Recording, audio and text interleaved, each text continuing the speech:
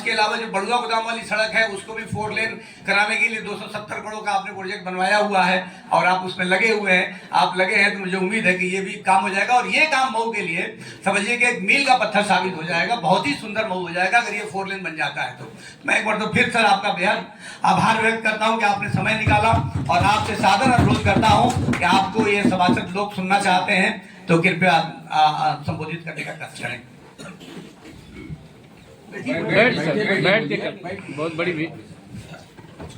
धन्यवाद अरशद भाई।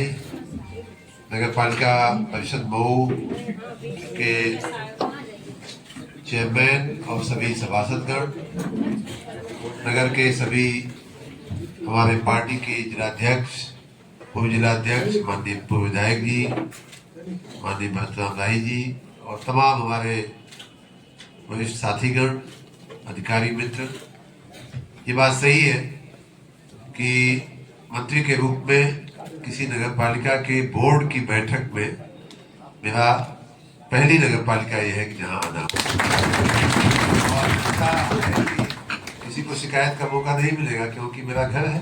तो घर तो आता ही है आदमी, तो उसमें मैं जवाब दे सकता हूँ कि क्यों आप पहले मऊ में गए। संजोग से आज ही मुझे कानपुर भी जाना था। अभी मैं दोपहर में लंच के समय क्षमा मांग रहा था हम लोगों से, लेकिन नहीं जा पाया।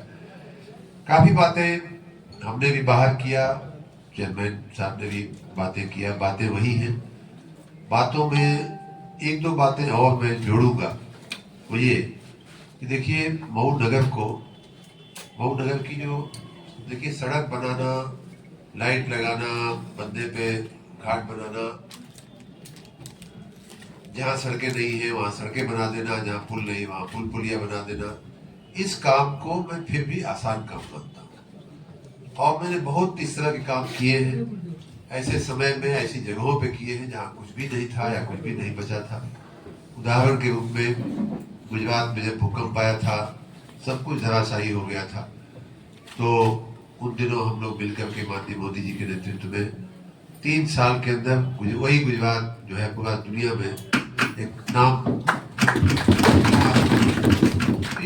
ये परिस्थितियां हमने देखी हुई है और उसी के आत्मविश्वास से मैं कह सकता हूँ। उसी तरह से सूरत में एक बार फ्लड आया था और वो चूहे वाली क्या बीमारी होती, प्लेग वहाँ फैला था। उन दिनों हमारी ड्यूटी वहाँ लगाई गई और उसमें से सूरत आज जो देख के आते होंगे सूरत जानते हैं कहाँ पहुँच गया है। ये सब काम किया हुआ है और मैं कह सकता हूँ दिल से कि ये सब बनाना, जो भौतिक चीजें हैं बनाना बहुत आसान होता है और हम चाहें तो दिखने लगता है। आज शुरू करते हैं तो कल दिखने लगता है काम।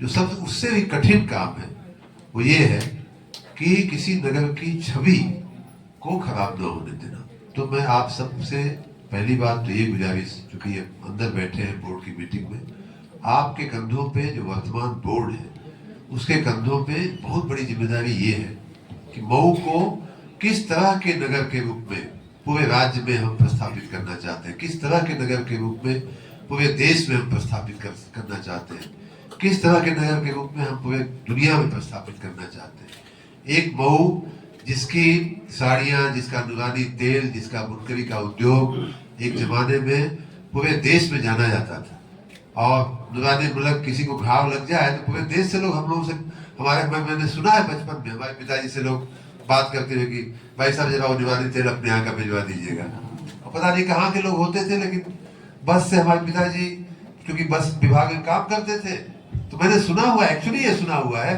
कि जरा 3 बोतल ये नुरानी तेल भाई गाजियाबाद भेजना है, जरा सा कंडक्टर साहब ड्राइवर साहब ले आके फलाने को दे देना। तो ये मैंने सुना है।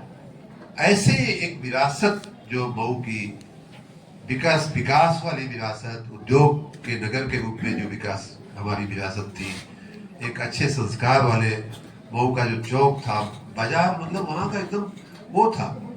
तो मैं आपको ये कहना चाहूँगा कि आप सब कुछ जो उस मिजाज के साथ सोचिए, उस मिजाज के साथ बताइए। हम बाहर भी मैंने कहा कि आप जो भी बताएंगे उस पर अमल हो जाएगा, चाहे बड़ुआ गोदाम की रोड हो, चाहे इंडस्ट्रियल हब हो, सब कुछ ध्यान में है। लेकिन बहुत सी चीजें ऐसी हैं जो गली कुचे की चीजें आप ही बता सकते हैं सबको, हमें इनको नहीं मालूम होगी या इनको नहीं मालूम होगी, ईओ को नहीं मालूम होती। आप इसीलिए सभासद बनाए गए हैं कि किसी गली में कोई कमी न रह जाए।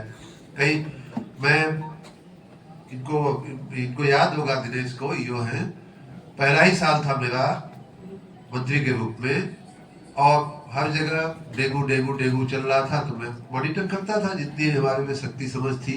3-4-5 महीने ही हुआ था। अभी अप्रैल में हम लोग मंत्री का चार्ज मिला और जून जुलाई में डेंगू वाली समस्या आ जाती है, तो 3-4 महीना ही हुआ था। फिर भी मैं दौड़ धूप कर रहा था और मैं मऊ आता जाता भी रहता था, नहीं मालूम पड़ा कि डेंगू मऊ में फैल गया है। और अचानक डेंगू था, क्या था, डेंगू ही था, डेंगू। और अचानक एक सांसद गए गांधीनगर, उन्होंने कहा कि साहब वहां तो कई मौतें हो चुकी हैं, 2-3 मौतें हो चुकी हैं। तब मैं बिगड़ा कि ऐसा कैसे है कि मैं रोज जाता हूँ और कोई नहीं बताता है, और मौतें हो गई। कोई सुनकर जी सुनकर मोहल्ले में पटिया टोला, मैं फिर बाद में वहां देखने भी गया, वहां गया भी था। तो कहने का मतलब ये है कि आपकी सतर्कता से ही नगर की छवि, नगर की आभा, नगर का विकास, नगर की चमक संभव है। आपने जो कहा कि आपकी बातें और सुनी जाएं, आपको और सुविधाएं दी जाए, वो सब बातें हम लोगों के विभाग के स्तर पे हमारे ध्यान में है। और मैं भी इस बात से भी सहमत हूँ कि जो संविधान का जो डिसेंट्रलाइजेशन का 74वां